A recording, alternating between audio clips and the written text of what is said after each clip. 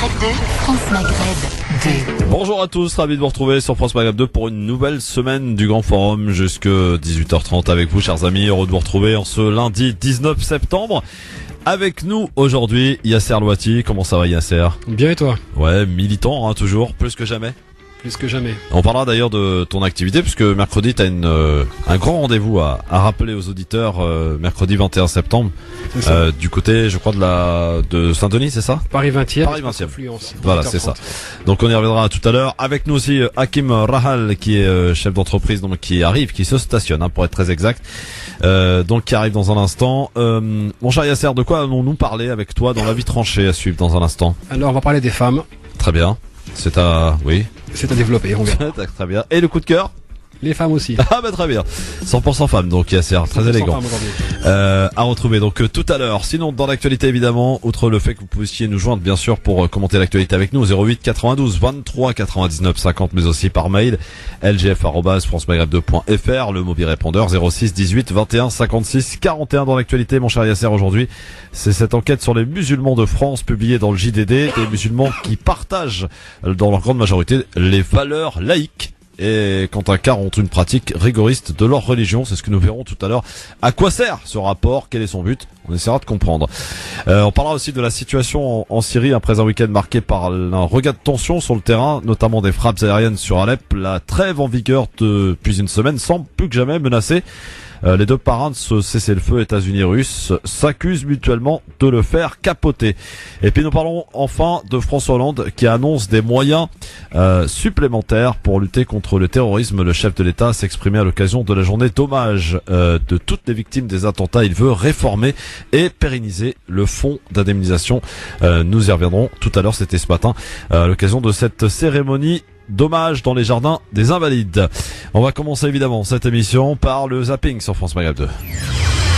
Le zapping, les meilleurs moments qu'il ne fallait pas rater à la télé, à la radio, sur internet. On commence par le France 3 Week-end qui recevait Rachid Benzine, invité à réagir au climat actuel sur la place de l'islam en France et réagir aussi sur les propos d'un député. De Claude Goesgen, député maire Les Républicains, regardez ce qu'il affirme. Nous avons un problème avec les Maghrébins. Il faut avoir le courage d'aborder le problème, non pas dans la discrimination, mais franchement. Est-ce que vous partagez ce point de vue? Vous savez, nous sommes aujourd'hui en période préélectorale. Les digues langagières, notamment sur l'islam, les Arabes, les Maghrébins, sont en train de sauter.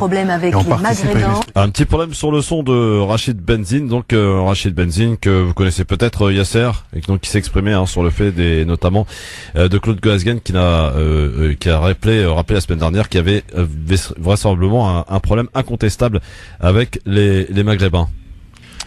Je voulais pas le nom me dit quelque chose, mais je suis pas familier, non. Très bien, donc c'était effectivement Rachid Benzine qui est islamologue et qui s'exprimait donc chez nos confrères de France 3 Week-end, donc dans ce zapping qu'on souhaitait vous faire écouter, mais bon, petit problème de son, ça arrive de temps en temps. Alors on va enchaîner si vous le voulez bien avec ce zapping pour la suite, bien sûr, en vous rappelant que vous pouvez aussi réagir, bien sûr, en nous appelant 08 92 23 99 50. La suite de ce zapping, notamment donc avec ça s'est passé donc ce matin à 9h aux Invalides, on en parlait il y a quelques instants, une cérémonie d'hommage des victimes des différents attentats survenus l'année dernière sur notre territoire, et le message qui a ému tout ce parterre de politiques présents ce matin aux Invalides, celui de Yasmine que je propose d'écouter. Fatima Marzouk, 44 ans, était une femme aimante, épanouie et dévouée à sa famille. Elle n'a jamais eu d'enfant, mais elle m'a toujours considéré ses 6 neveux et nièces comme les siens. Elle était un véritable pilier pour nous, pour notre famille.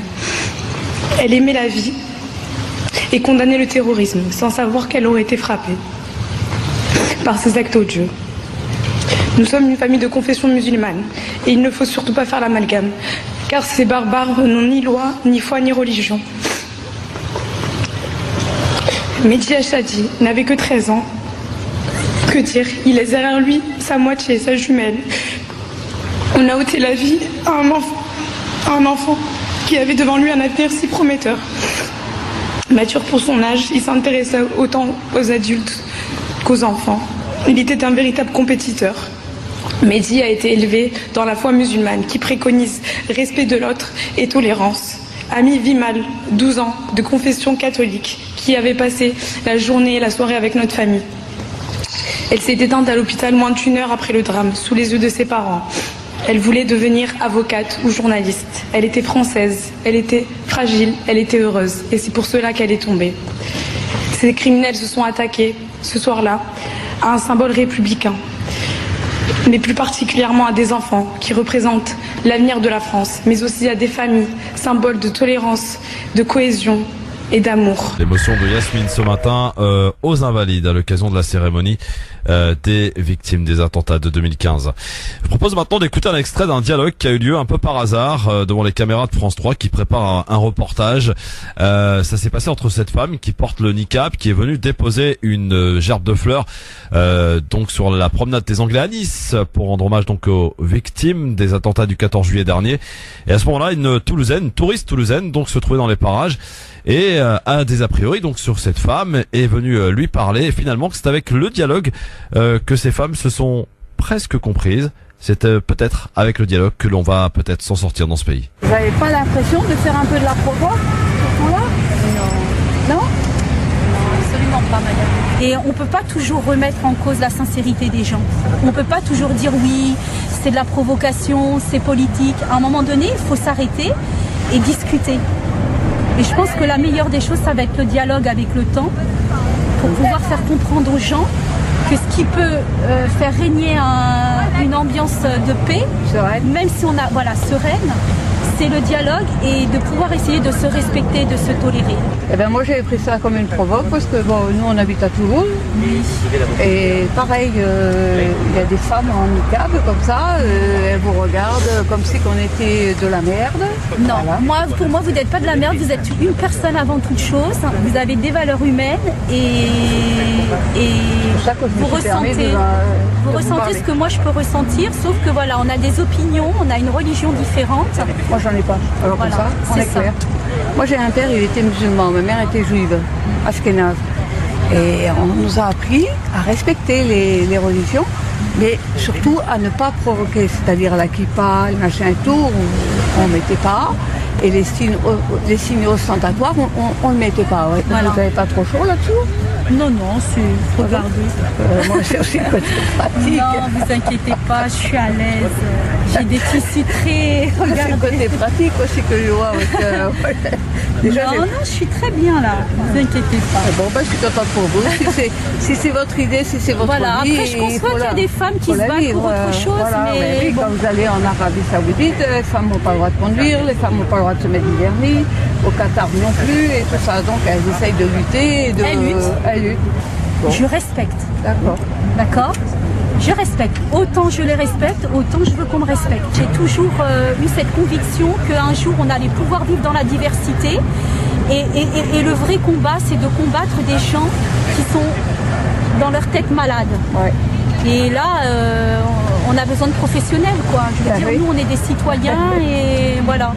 Et vous, madame, vous êtes pour la loi qui interdit le niqab en France? En réalité, je m'en fous. Mais c'est vrai que ça me plaît pas. Moi, quand je vais sur la plage, que je vois une dame qui est, je vais dire un gros mot, qui est enrubannée comme ça, ça me met mal. Ça me met mal parce que moi, je me mets en maillot de bain. Bon, je garde mes seins à l'intérieur. Et c'est vrai que ça me gêne, ça me choque un peu aux yeux. Bon, une fois que la dame m'a dit que c'était son choix, il faudrait discuter avec tout le monde. Voilà, on ne peut pas discuter avec tout le monde. C'est vrai. Cette vidéo, je précise, fait le buzz actuellement sur les réseaux sociaux, cette discussion entre ces deux femmes. On va terminer avec un peu d'humour, tiens, bah oui, faut mieux en rire qu'en pleurer. Éric Zemmour qui continue sa promo de son livre à travers tous les médias. Il était l'invité de Ardisson ce week-end sur C8. Il a été pris à partie par Bourdin, Jean-Jacques Bourdin, qui était lui aussi invité de Thierry Ardisson. Je propose d'écouter cet échange pour terminer en beauté, en gaieté, ce zapping. Comment vous voulez assimiler des gens quand un mec qui est bac+5 sous prétexte qu'il s'appelle Mohamed, il trouve pas de boulot? Ces gens-là ne devraient pas s'appeler Mohamed. Leurs parents auraient dû leur donner des prénoms français C'était la règle depuis le 11 germinal en 11, vous voyez, ça remonte encore à Bonaparte, qui a été appliquée sur tous les régimes, qui a été appliquée sous le général de Gaulle, qui a été appliquée sur la Troisième République. Ça s'est arrêté à Mitterrand. Eric, on peut partager, mais je peux pas te laisser parler des prénoms comme ça. On a le droit d'être fier de ses origines. Et quel rapport? Eh bien, quel rapport? On a le droit d'avoir envie de porter le prénom de son grand-père ou de porter le prénom de sa grand-mère. Ce qui est le cas de Rachid Dati, qui a donné à sa fille le nom de sa mère. Et je vais te dire, aucun législateur, pardon, laisse-moi terminer, aucun législateur, aucun penseur, aucun idéologue n'a le droit de m'interdire de donner le prénom que je veux à mon enfant. C'est la preuve exactement de la conception anglo-saxonne des droits de l'homme. Moi, anglo-saxon, un vieux Sévenol anglo-saxon et il est protestant quand même. Non, mais un mot sur les... Voilà, c'était le petit passage pour terminer. Donc Éric Zemmour, donc interpellé par Jean-Jacques Bourdin, qui a un peu craqué sur le coup. Yasser Louati avec nous et Hakim Rahal qui est avec nous. Comment ça va, Hakim? Oui, ça va. Il est où le billet de retard là? Comment? Il est où le billet de retard? Bah écoutez, c'est difficile de circuler en voiture. Oui. Et je suis parti en retard en fait. J'ai démarré un peu en retard. Bah voilà, faut faire comme Yasser, la moto. Ouais, mais je viens de la banlieue, tout ça. Bah alors? Moi aussi. Bah oui, alors. Moto. Laisse-moi trouver une excuse, Yasser. Bienvenue à vous en tout cas, messieurs. Les blagues à part, il y a le feu rue de Belleville sur le tronçon. Ouais, il y a des pompiers. Ouais. Évitez de Jourdain jusqu'à après Place des Fêtes. C'est complètement bloqué. D'accord. Pour ceux qui sont sur la route, effectivement, ça peut servir. Voilà. Hakim, de quoi allons-nous parler dans ton avis tranché? Alors, mon avis tranché, c'est tourne autour de. Enfin, je voudrais aborder la question de l'origine des Franco-Maghrébins. Est-ce que on se définit en tant qu'issu de l'immigration ou issu de la colonisation? Très bien. Et le coup de cœur? Alors le coup de cœur, c'est pour un jeune homme extraordinaire, un franco-maghrébin toujours, Idriss Aberken, qui a été révélé lors d'une émission à la télé il y a plus d'un an, je crois. Donc chercheur, enseignant, biologiste, c'est un génie, ce type, il est exceptionnel. Bon, à découvrir, à écouter donc tout à l'heure. Bienvenue à vous, c'est le Grand Forum, c'est parti avec Hakim Rahal et Yasser Louati. Avec Yasser Louati, militant, et Hakim Rahal, qui est toujours chef d'entreprise sur France Maghreb 2. Merci d'être avec nous jusque 18h30, messieurs, avec et bien tout de suite les auditeurs aussi qui ont la parole dans cette émission en nous appelant au 08 92 23 99 50 d'une part au standard pour réagir, commenter, nous interpeller aussi, vous interpeller via aussi la page Facebook sur France Maghreb 2. On a un petit post qui indique un petit peu l'émission, qui intervient, et vous pouvez réagir donc à n'importe quel moment dans cette émission. Je me ferai en sorte de vous lire dès que possible. Et puis également le mobile répondeur sur lequel d'ailleurs je voulais souhaiter vous faire écouter un message extrait du mobile répondeur 06 18 21 56 41. C'est un auditeur qui a regardé la télé hier soir. Il a souhaité nous le faire savoir.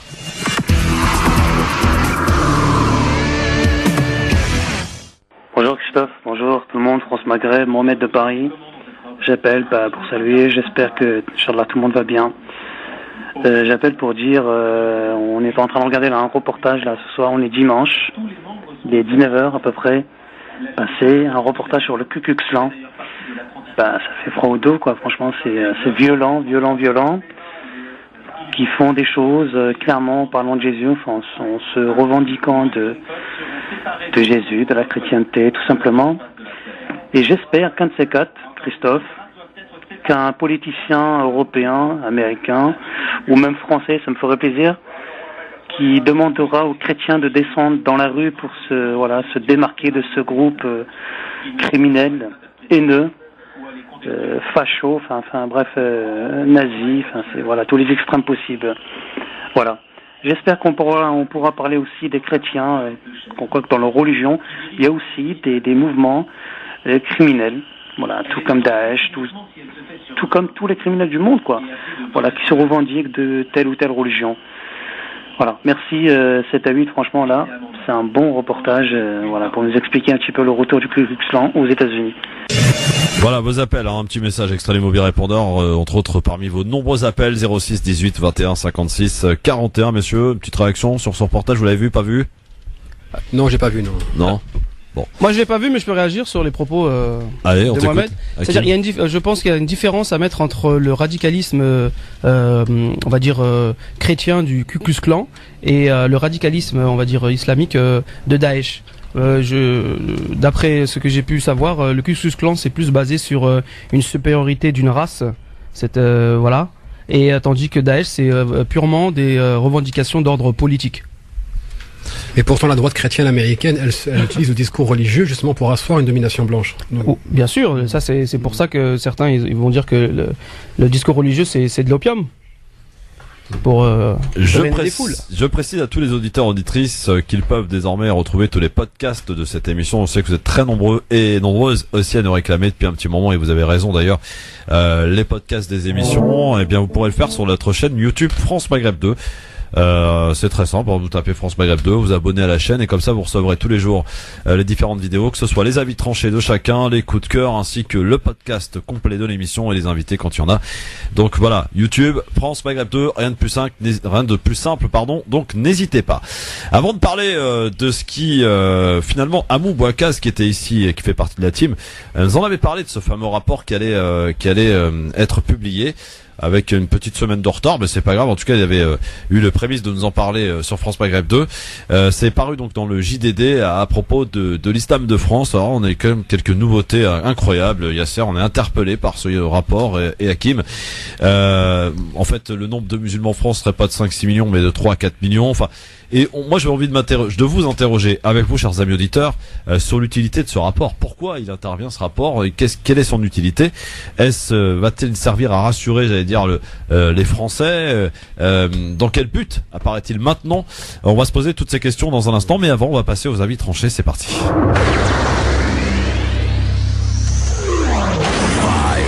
4, 3, 2, 1, 0. Alors piétinez-moi, allez-y! Allez, c'est parti pour les différents avis tranchés sur France Maghreb 2. On va commencer par le retardataire Hakim Rahal. Oui. Alors, donc aujourd'hui, je voulais parler. En fait, je me posais des questions du genre qui suis-je, d'où viens-je, d'où est-ce que je viens. Donc, est-ce que on me définit souvent comme issu de l'immigration? Or, la question qui me taraude de l'esprit, c'est de savoir est-ce que finalement, d'après ce que j'ai pu apprendre à l'histoire, que ce soit au collège, au lycée et puis plus tard à l'université, est-ce qu'on est issu de les Franco-Maghrébins sont-ils issus de l'immigration ou de la colonisation? Donc j'ai pas la prétention d'avoir une réponse claire, nette et précise, mais je tends à pencher pour le fait qu'on soit issu de la colonisation. Pourquoi? Parce que finalement on est la conséquence de l'histoire, hein, on n'est pas tombé là comme ça par coïncidence. On est français, ça c'est sûr et certain, mais de quel type de français nous sommes? Est-ce qu'on est venu ici de notre plein gré, ou bien on a subi certaines, on va dire une stratégie politique qui trouve ses sources dans l'histoire, à savoir la colonisation. Donc a priori, quand je regarde l'histoire de mes parents, par exemple, hein, ils sont pas nés, c'est-à-dire en Algérie, en se disant dès le plus jeune âge, tiens, on va aller vivre en France. Donc c'est leur construction de leur personnalité dans la société dans laquelle ils vivaient, voilà, donc qui a fait qu'ils ont été influencés, ils ont acquis un certain capital culturel, social, intellectuel, qui a fait que finalement ils sont venus s'installer et vivre en France. Ils ont donné naissance à un enfant, donc moi-même.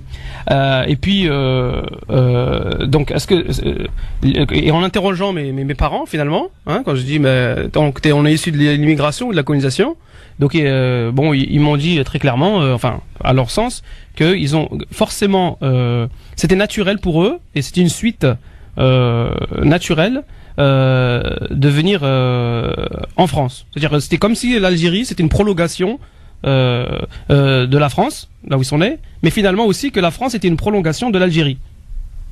Donc tout ça pour dire, pour arriver à me faire à l'idée que non seulement l'histoire nous révèle ce que nous sommes, à savoir pour le coup ici issu d'une politique et d'une stratégie colonisatrice, mais aussi que en tout état de cause je vais pouvoir comprendre, en répondant à cette question, le monde dans lequel je vis aujourd'hui, les discours politiques qui nous sont balancés au visage, l'actualité qui n'est finalement qui est actualité certes, mais en fait ça date pas d'aujourd'hui, le fait de considérer ces Français avec des visages nord-africains ou africains comme ce qu'ils sont français, ils sont immigrés, 3e génération, 4e génération, mais c'est des étrangers, puis en plus ils sont musulmans, puis non, ici on est judéo-chrétiens.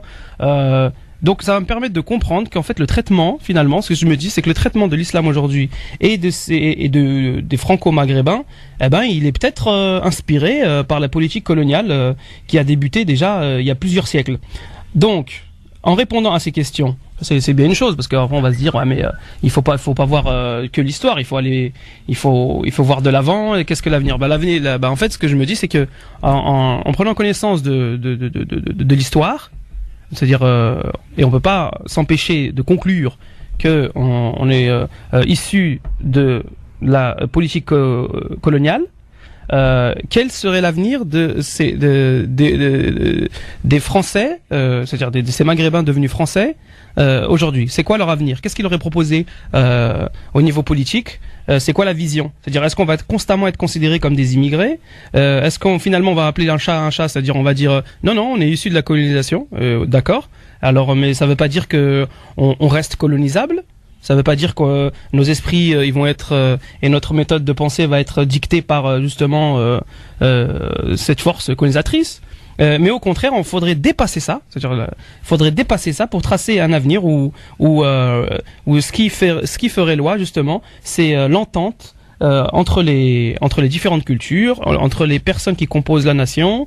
C'est l'échange des bonnes idées, c'est la critique sur les mauvaises, et dans un but qui vise une chose principale, à savoir la paix et la bonne entente. On pourrait appeler ça le qui suis-je donc, aujourd'hui. Yasser, une petite réaction par rapport à ce que vient de dire Hakim, à ces interrogations? Je pense que la question est légitime, parce que est-ce que les citoyens de confession musulmane en France vivent aujourd'hui s'inscrivent dans la continuité de la politique coloniale de la fin du 19e siècle, ou bien est-ce que ce sont des personnes issues de l'immigration? Mais bon, cette immigration, on sait très bien qu'elle-même est la continuité de la relation coloniale entre la France et les pays d'Afrique. Afrique subsaharienne et Afrique du Nord. Maintenant, cette question-là, il faut aussi la regarder sous l'angle économique. Il faut savoir que la France, après la Seconde Guerre mondiale, aussitôt le grand patronat français, la grande bourgeoisie avait le choix entre investir dans des équipements coûteux pour reconstruire le pays, ou bien faire venir de la main-d'œuvre pas chère. Donc on sait très bien que les Nord-Africains, les Africains ont été emmenés par cargo et par train entier, que des négociations, carrément, il y a eu des accords qui ont été faits de pays à nouveaux pays indépendants pour faire venir ces personnes. Mais quand on voit aujourd'hui qu'à la 2e et 3e génération, on en est encore à parler des musulmans comme si c'était un corps étranger c'est que ça. À la nation. Pas plus tard que la semaine dernière. Exactement. Et de toute façon, on va encore parler de l'étude qui est sortie hier de l'Institut Montaigne. Oui, la question mérite d'être posée. Et je pense qu'il y a littéralement ou véritablement un continuum entre la politique coloniale française et la relation de l'État français avec ses citoyens de confession musulmane aujourd'hui. Surtout quand on prend en parallèle, on essaie de faire un parallèle avec le code de l'indigénat. Exactement. À un moment donné dans l'histoire, il fallait se débarrasser, c'est-à-dire les Algériens, les indigènes, qui étaient considérés comme indigènes, il fallait qu'ils se débarrassent de l'islam pour devenir citoyens français. C'est incroyable. Et on sait aussi que la laïcité n'a pas été appliquée en Algérie française, quand bien même il y avait Farhat Abbas et Cheikh Ibrahimi qui étaient partis en métropole pour rencontrer les représentants de l'État français demandant l'application de la laïcité en Algérie française, chose qu'ils avaient refusée. Pourquoi? Parce qu'il fallait garder sous domination coloniale l'islam algérien et surtout faire en sorte qu'il n'y ait pas de nouvelles têtes qui émergent et que tout discours qui soit hostile à la France en Algérie française soit écrasé ou bien écarté ou discrédité. Et quand on voit que la laïcité elle est appliquée à deux vitesses quand on parle des citoyens de confession musulmane, dans ce cas-là, oui, je pense qu'il y a véritablement une continuité entre la politique coloniale et la relation qu'on a aujourd'hui avec les citoyens de confession musulmane, et qu'il ne faut pas oublier que les personnes qui gouvernent la France aujourd'hui, quand on connaît le système de cooptation parmi les élites, ont été cooptées par des personnes qui ont administré littéralement l'Algérie pendant l'ère coloniale. Donc il y a une continuité, il faut juste avoir le courage de l'admettre. Donc on peut dire qu'il y a eu une évolution de la part des Algériens, c'est-à-dire ils ont acquis leur indépendance, mais de la part de la considération des musulmans, les Français, ils n'ont pas évolué. Et il y a eu une sophistication de l'approche coloniale, mais elle a pas, fondamentalement, la relation n'a pas changé. Est-ce qu'on voit véritablement des Français de confession musulmane égaux aux Français sans confession ou de confession catholique ou juive ou protestante? Absolument pas. On voit très bien qu'il y a deux types de citoyenneté, et la citoyenneté de seconde zone appartient à ces personnes qui viennent d'Afrique et d'Afrique du Nord. Mais il faut que ça change, Yasser, hein. Faut que ça change. Ouais, Christophe. Mais la question est posée aujourd'hui. En tout cas, elle mérite d'être posée par Hakim Rahal. Je rappelle que l'avis tranché d'Hakim, vous pourrez le retrouver en vidéo sur notre chaîne YouTube France Maghreb 2 dès ce soir. Allez, on passe à un autre avis tranché qui n'a certes rien à voir, puisqu'on va parler des femmes avec Yasser Louati. Exactement, on va parler des femmes, et surtout des femmes que j'ai pu rencontrer, que je continue de rencontrer sur le terrain, que ce soit dans la sphère associative dite militante citoyenne, antiraciste, cultuelle et culturelle. Je me rends compte qu'il y a une continuité, c'est un mot qui va encore revenir, c'est que c'est souvent les femmes qui font le gros du travail. Toutes ces petites mains qui composent les associations, qui font le travail de fond, qui sont dans les back-office, qui sont dans l'invisibilité, dans la plupart des cas, si ce n'est pas dans l'écrasante majorité des cas, ce sont des femmes qui font ce travail, et qui, j'ai remarqué qu'elles le font souvent avec un désintéressement total.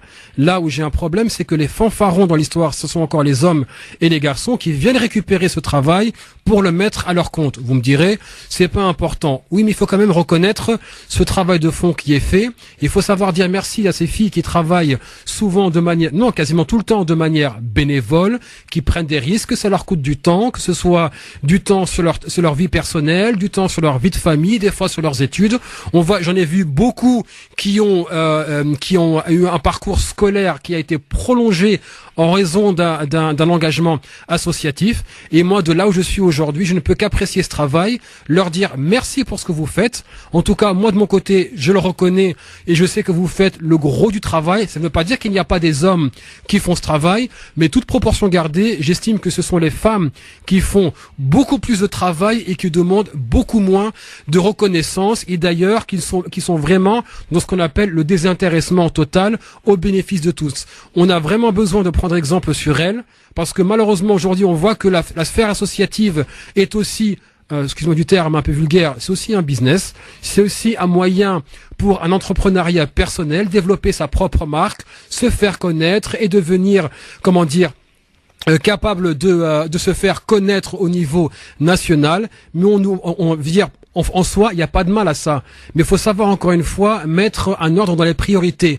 Il faut que nous soyons encore en mesure d'exprimer une maturité politique qui met en avant une ambition collective qui peut avoir des retombées personnelles, et non pas l'inverse, et pas une ambition personnelle qui accessoirement peut avoir des retombées individuelles.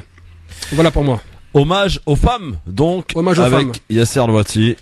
Aujourd'hui, Hakim, tu partages cet avis? Complètement, surtout que il n'est pas sans savoir que la place de la femme en islam, elle est très importante. L'islam, il a donné toute sa valeur et toute la place à la femme que ce soit au sein du foyer, au sein de la décision politique, au sein de l'enseignement, au sein même à la base même de l'islam. Hein, la première personne à avoir cru dans la mission prophétique de Mohammed alayhi salam, c'est bien Khadija, c'est bien une femme. La première femme martyre, le premier martyr en islam, c'est bien une femme. Donc c'est une base de la société que si elle est dénigrée, effacée, et pas mise en valeur, la société elle se dérègle. C'est ce que je pense. On peut voir certains signes aujourd'hui de dérèglement de la société avec l'inversement des valeurs notamment. Voilà, écoutez, c'était l'avis tranché de Yasser et de Hakim, des avis tranchés sur lesquels je vous invite, si vous le souhaitez, en tout cas, à commenter, à réagir. Vous pouvez le faire sur donc la page Facebook France Maghreb 2, ou en nous appelant, comme l'a fait d'ailleurs Kamel. Kamel qui est avec nous. Bonsoir Kamel. Bonsoir Christophe, bonsoir à tes invités, bonsoir aux auditeurs. Alors ça tombe bien Kamel, parce que toi tu souhaitais nous parler de ce rapport qui est paru dans le JDD. Alors avant qu'on te laisse t'exprimer, on va rappeler juste les faits. C'est un rapport sur l'islam de France, donc une enquête qui dresse un portrait des musulmans, de leurs valeurs, de leurs usages, de leur identité.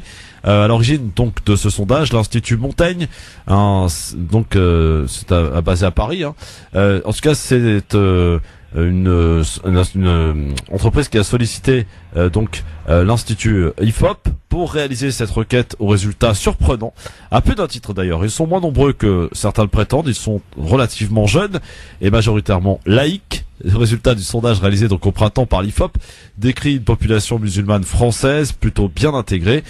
3 à 4 millions de musulmans vivent en France, estime l'Institut Montaigne.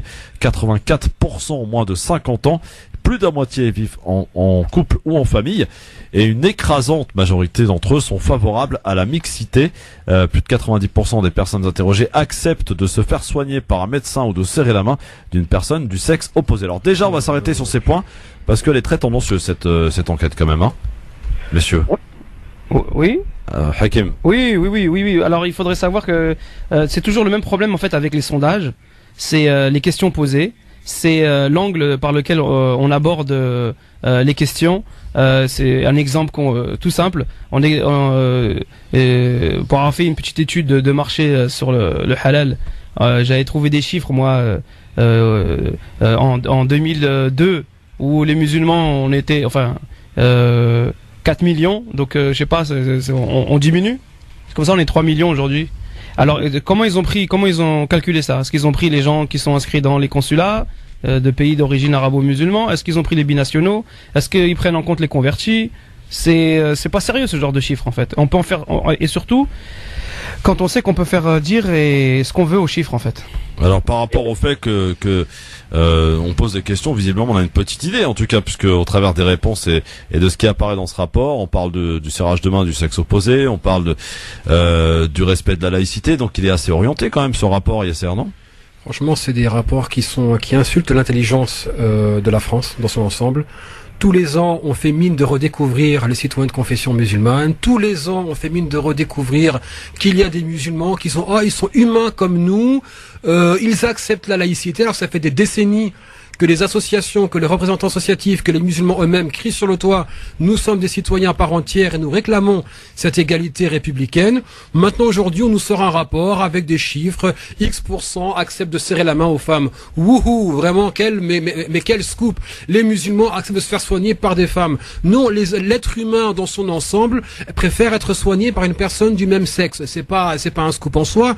On nous dit maintenant 3 à 4 millions de musulmans en France. Comme demandait Hakim à l'instant, sur quelle base est-ce qu'on a comptabilisé ces musulmans? Deuxièmement, est-ce qu'on on pourrait se poser la question sur la date de publication de ce rapport, où on est à quelques mois d'une échéance électorale majeure. Donc en gros, si on écoute les chiffres, si on voit ce qui a été dit, comment ça a été commenté, pour moi, c'est vraiment pas du cynisme, hein, c'est pas encore une fois de voir tout noir ou de voir que ce qui va pas. Pour moi, c'est littéralement pour conforter le discours islamophobe ambiant. En gros, ne vous inquiétez pas, ils ne sont que 3 à 4 millions. Il n'y a pas de vote musulman en France.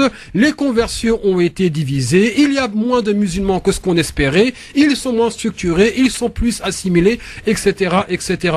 J'aurais bien aimé, et en plus, je veux dire, ce qui est dit en termes de relations citoyennes entre ce qu'on appelle, entre guillemets, les musulmans, allez savoir de confession, de culture, de prénom, j'en sais rien, entre ces personnes-là et le reste de la population française, mais pourquoi est-ce que parce que quand c'est IFOP qui le dit, ça deviendrait plus crédible. Ouais. Ça fait des décennies que les associations vous disent, vos voisins, vos collègues de travail, vos camarades de classe, les passants dans le métro, les passants dans la rue, les personnes avec que vous côtoyez, les connus ou les inconnus, sont des gens comme vous. Et on a entendu à l'instant un témoignage poignant d'une proche de victime du massacre du 14 juillet à Nice. Vous voyez bien que ce sont des êtres humains faits de chair et de sang comme tout le monde. Sauf que là, on nous refait une étude pour dire, vous savez quoi, après tout, ils sont humains. Pour moi, c'est véritablement une insulte que ces études-là cessent, qu'on cesse de faire un constat tous les ans en période électorale ou tous les ans pour ressortir la carte il y aurait une problématique musulmane qu'il faut traiter, et après tout, ce sont des gens comme nous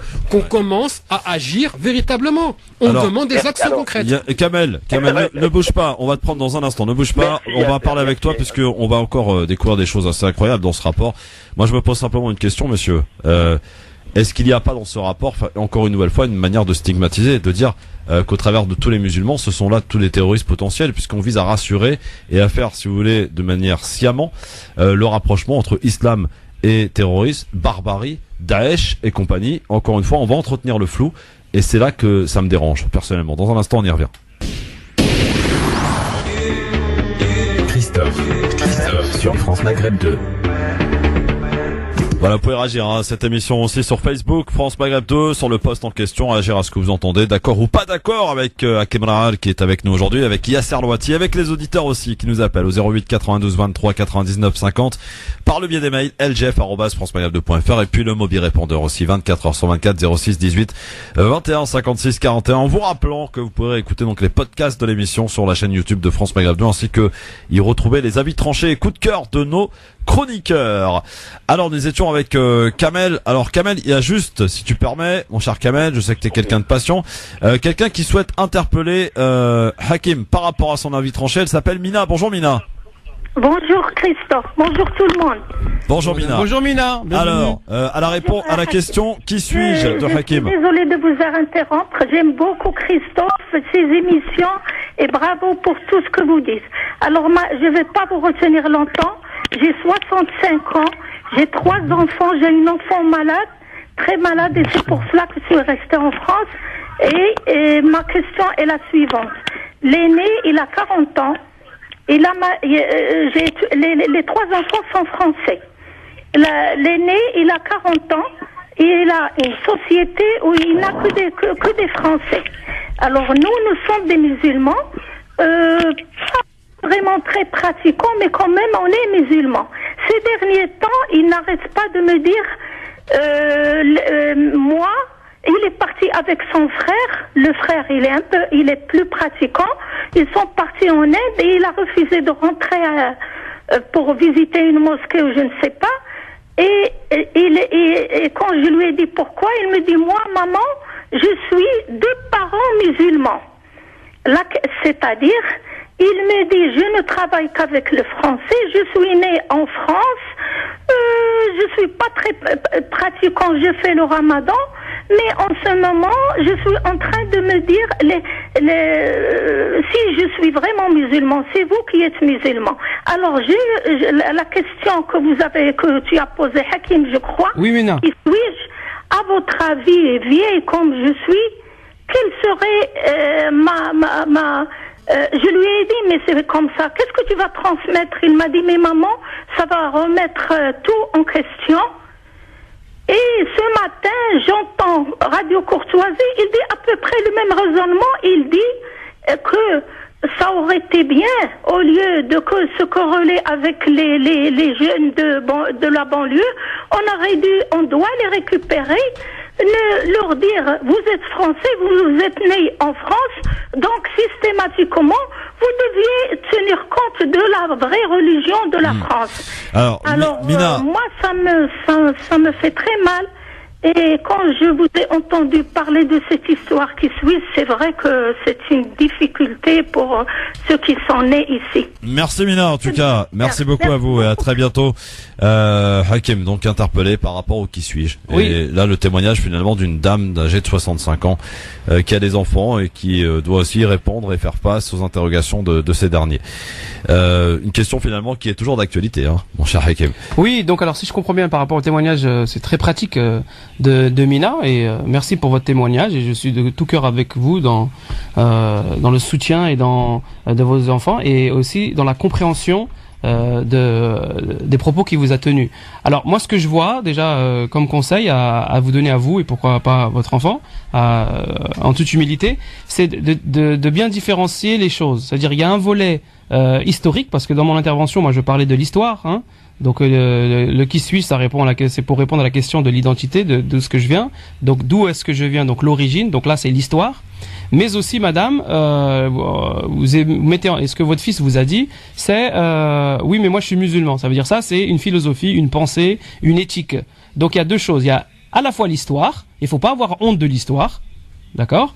Et il faut pas avoir, et à la fois on va dire la pensée philosophique, le fait de se poser des questions, ce quel est le but sur terre, d'où je viens, tout ce qui est de domaine religieux, on va dire. Ouais. Mais c'est pas une embrouille, madame, soyez rassurés. Au contraire, on est dans de la recherche.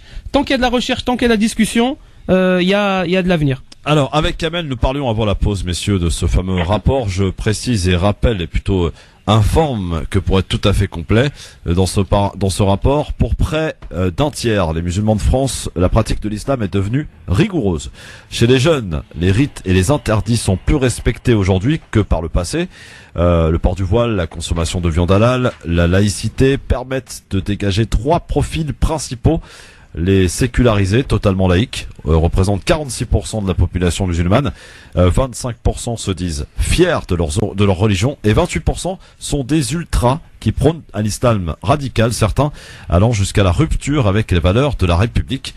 Ces derniers sont surtout représentés chez les jeunes, phénomène inquiétant puisqu'il pourrait être générationnel et ne pas s'atténuer avec la maturité. Voilà ce que l'on a retenu de ce rapport publié donc dans le JDD, rapport par l'Institut Montaigne. Mon cher Kamel, qu'est-ce que ça vous inspire? Oui, rebonsoir à tout le monde. Alors moi, ce que ça m'inspire, c'est d'être vigilant et d'être à l'écoute. Finalement, ce qu'il faut, c'est retenir un peu tout ce qui se passe. À la fois tout ce qui se passe, tout ce qui se dit, ceux qui ont quelque part dérivé, insulté, etc. Je crois qu'il faut que nous restions les uns et les autres comptables, unis et comptables de tout ce qui se produit. Tu n'es pas sans te rappeler, mon cher Christophe, qu'il y a quelque temps, bien avant les vacances, tu nous engageais tous, et depuis très longtemps d'ailleurs, à ce que nous ne soyons pas simplement à venir discuter à la radio ou à déblatérer ou à dire oui, il faut faire ceci, mais il faut produire, il faut agir. Ouais. Yasser, je sais pertinemment que c'est un éminent militant, et je sais que tout ce qui se prépare, il y a énormément de choses qui se préparent contre la lutte, contre l'islamophobie, etc. Et c'est tant mieux. Je réponds à notre ami Hakim, les associations ont un sens. Elles ont un sens et il faut les soutenir. Il faut continuer ce soutien auprès des associations. Oui, et non, je te rejoins. Kamel, relever celles qui, très souvent, le travail est proche du néant. Et ça, je suis d'accord avec toi. Alors, je rappelle simplement, mon cher Christophe, je vais vite parce que je sais que beaucoup attendent. Je vais vite pour simplement indiquer que tu sais très bien que j'en ai fait l'annonce sur l'antenne. Nous avons monté un petit collectif qui s'appelle le collectif des citoyens musulmans pour la paix, qui lance la première grande consultation, la consultation nationale des citoyens musulmans. C'est justement pour se parer de ce genre d'initiative. Moi, je dis qu'il y a ces musulmans qu'on stigmatise, etc., à qui et l'on dresse justement une espèce de gestion néocoloniale. C'est à nous de faire notre propre consultation. C'est bien pour ça que j'ai invité un certain nombre de personnes, d'ailleurs, qui viennent de milieux divers et variés. C'est une consultation nationale qui va durer jusqu'à la fin de l'année, sur laquelle on travaille encore sur les questions. Ça devait apparaître un peu plus tôt, mais c'est vrai que les questions que nous allons poser vont être des questions pertinentes, qui vont certainement justement remettre les choses à leur niveau. Il faut que nous prenions la parole. Je veux répondre à cette dame Mina qui vient d'intervenir. Il faut garder espoir. Il ne faut pas sombrer dans la désespérance d'espérer. Il faut garder espoir.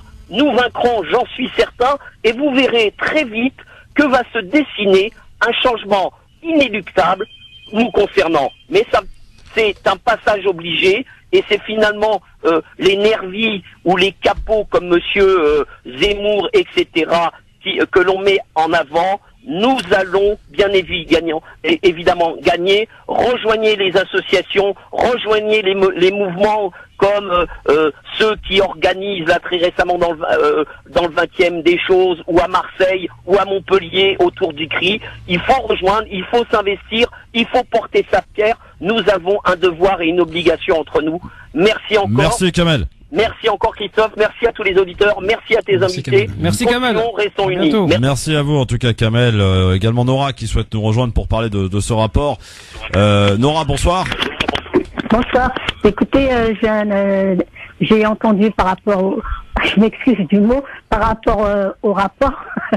Écoutez, c'est désolant, d'une part, puisque ce qui est étonnant, tellement je suis émue par rapport à ce que j'entends chaque jour, que vraiment il y a des fois les mots s'en vont. franchement, moi, ce que je trouve ce qui est aberrant, c'est surtout quand on pense que la France, la majorité sont nés et la plupart sont venus petits, donc on devrait les considérer plus français que d'enfants étrangers. Je suis malheureux et on parle plus à chaque fois quand je rentre, j'ai mal au cœur quand on est constamment en train de faire une discrimination par rapport à la religion musulmane. Parce que je suis de confession musulmane, je le revendique et j'aime ma religion parce qu'elle apporte beaucoup de bonnes choses. Donc quand il a fait référence Kamel, que j'ai beaucoup aimé ce qu'il vient de dire, que parler d'un haineux comme Zemmour, pour ne pas le nommer, on devrait même pas épeler normalement, logiquement son nom, sachant que malheureusement aujourd'hui les médias, pour faire du scoop ou du buzz comme aujourd'hui on dit, il faut qu'ils invitent des gens qui dégoulinent de méchanceté, qui dégoulinent de haine. Ils sont là pour diviser les Français. Mais vous savez, moi je suis venue petite en France. Et je vous assure que les Français que j'ai connus, ils étaient hyper gentils. Aujourd'hui, malheureusement, je ne veux pas vous choquer, Christophe, je vous estime beaucoup, je vous le jure. Mais je vous assure, les vrais Français, ils ont toujours été adorables. Aujourd'hui, la majorité, ceux qui sont racistes, c'est des mélangés. Quand on a affaire à Zemmour, il n'est pas plus français que moi. Vous savez, et tout le reste, plein comme ça. Parce que le français, il est beaucoup plus tolérant que ça. Et ce qui me fait mal, c'est qu'aujourd'hui, quand on entend du hardisson, quand on entend malheureusement des France Inter qui font ces gorges chaudes avec des émissions, des raccourcis en disant qu'ils ont fait des émissions, ils ont filmé des soi-disant des islamistes, comme ils disent entre guillemets, parce que islamiste, c'est l'étymologie, il faut reconnaître, c'est l'islam. Même ce mot-là, on ne devrait même pas l'employer. Il faut dire Daesh, et encore Daesh, tous ces gens-là, ces terroristes, ces voyous, qu'ils ont été fabriqués de toutes, qui ont été fabriqués par les Américains pour mettre le désordre dans les pays riches comme l'Irak, la Syrie, etc., pour mettre le désordre pour que l'Israël, malheureusement, dorme tranquille. Ça, c'est une réalité qu'il faut dire. Alors, Nora, on a bien entendu on a bien entendu votre propos, en tout cas. Et je vous remercie pour les invités, mais il faut à chaque fois dénoncer ces médias qui se font des gorges chaudes pour discriminer, casser l'islam. Parce que l'islam, elle est quand même l'ouverture. Elle est le début, elle est la fin des religions. Ça, faut l'admettre, malheureusement. Merci. Écoute, sur ce, je ne veux pas vous prendre trop de temps. Je vous souhaite vraiment une bonne soirée. Et je vous remercie, hein. Au revoir. À très bientôt, Nora. Merci beaucoup. Voilà. Alors, pour ce rapport, moi, j'ai des questions à poser quand même, Yasser et Hakim. Ouais. Pourquoi maintenant? Quel but? Exactement. Est-ce qu'il y a une volonté, encore une fois, de nuire au travers de ce rapport? Parce que quand même, on y apprend par exemple que 30% des gens ne vont pas à la mosquée, que 54% vont manger halal. Enfin, quel est l'intérêt, si ce n'est encore une fois à créer la zizanie et peut-être de menacer un vivre ensemble qui est déjà bien abîmé? Mais c'est exactement. Enfin, je disais tout à l'heure quand j'en ai parlé, c'est qu'encore une fois, on est dans on donne une couverture scientifique à un discours stigmatisant. Qu'est-ce que c'est que cette étude qui vient nous dire que des musulmans serrent la main aux femmes, que des musulmans accepteraient de se faire soigner par un homme ou par une femme, et qu'on nous pond un rapport comme celui-ci à quelques mois de l'élection présidentielle, quand on connaît déjà le climat nauséabond qui est en train de régner en ce moment, et le signal qui a été envoyé via l'affaire du Burkini que l'élection présidentielle a commencé beaucoup plus tôt que traditionnellement et qu'elle a été ancrée sur les questions identitaires. Et en gros, vu que les gens ne négocient pas qui ils sont, on est voué à aller au clash des identités parce qu'il y a une incapacité nationale à développer une identité partagée et chacun développe, ou plutôt la droite conservatrice identitaire, le Front National, et qui n'est pas le cœur du problème maintenant parce que son discours s'est banalisé et s'est généralisé, la gauche identitaire et la sphère fasciste, islamophobe, etc., se mettre d'accord pour battre le tambour et nous vendre une identité dominante aux dépens de ces citoyens de confession musulmane. Donc oui, cette étude a été publiée. Sincèrement, ses effets seront plus néfastes que bénéfiques à la France. Quant à maintenant le contenu de l'étude, sincèrement, j'ai vu les chiffres, j'étais sidéré. J'étais sidéré qu'on puisse mettre des chiffres sur des évidences et qu'on puisse encore une fois devoir parler des musulmans en période électorale comme s'ils étaient fraîchement arrivés. Est-ce qu'on parlerait par exemple des Hongrois comme Nicolas Sarkozy qui est un Français de la première génération? Ça, on le fait pas. Pourquoi est-ce que des musulmans qui sont français depuis 3, maintenant voire 4 générations, on continue à parler d'eux comme des citoyens étrangers qui sont inassimilables parce que intrinsèquement différents? Non, sincèrement, c'est une étude pour moi qui est malheureuse. On en aura encore d'autres, on aura encore des sondages bidons et je vais y venir tout à l'heure pour parler des aides financières qui font la promotion de ce genre de discours et qui ne font qu'asseoir un peu plus le discours raciste et nauséabond en France. D'accord avec Yasser Hakem sur le fait de nuire une nouvelle fois au travers de ce rapport à la communauté musulmane de France? Enfin, alors, je dirais que j'apporterai une nuance en disant que ce genre de rapport, il s'inclut bien évidemment dans une stratégie politique et de préparation des présidentielles, à savoir cristalliser et mettre le focus sur une communauté en particulier, à savoir les musulmans. Pourquoi? Parce que les musulmans, ils ne votent pas encore assez massivement. Allez prendre vos cartes d'électeurs au passage. Parce que les musulmans, ils ne font pas savoir leur voix d'une manière unie. Parce que les musulmans, c'est très facile de mettre à dos ce qu'ils aiment à appeler, je suis contre ça, l'identité judéo-chrétienne contre l'identité musulmane. Donc tout ça rentrant dans la fameuse théorie du choc des civilisations que je réfute totalement. Donc ça c'est pas étonnant. Mais à quelque chose malheur est bon, on doit se dire. C'est-à-dire que ce genre de sondage pernicieux, parce que il peut permettre justement à la cible, c'est-à-dire les musulmans, de secouer un peu, de se réveiller un peu, de prendre conscience que finalement ils sont très à la mode, on en parle beaucoup et on va en parler encore pas mal, voilà, et qu'il serait temps peut-être de conscientiser tout ça et de se rendre compte qu'on est vachement important et qu'on représente une force. Et non pas une faiblesse, mais on représente une force pour la France. Une force de proposition, une force économique, une force démographique, une force sociale, une force culturelle.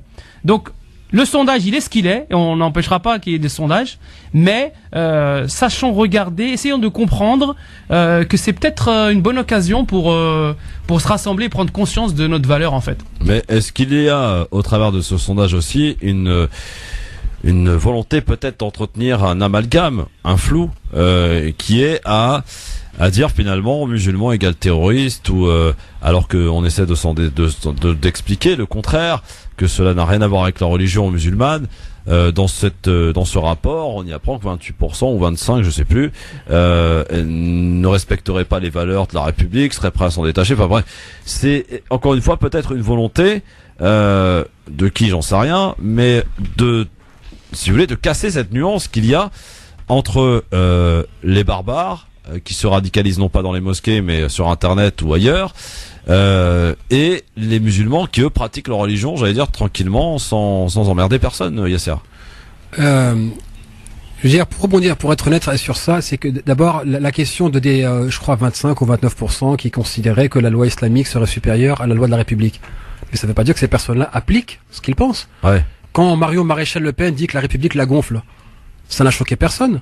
Qu'on demande aux cathos traditionalistes ce qu'ils pensent de la laïcité, de la République qui n'a pas de confession, qui ne reconnaît aucune religion, et on verra ce qu'ils vont vous dire.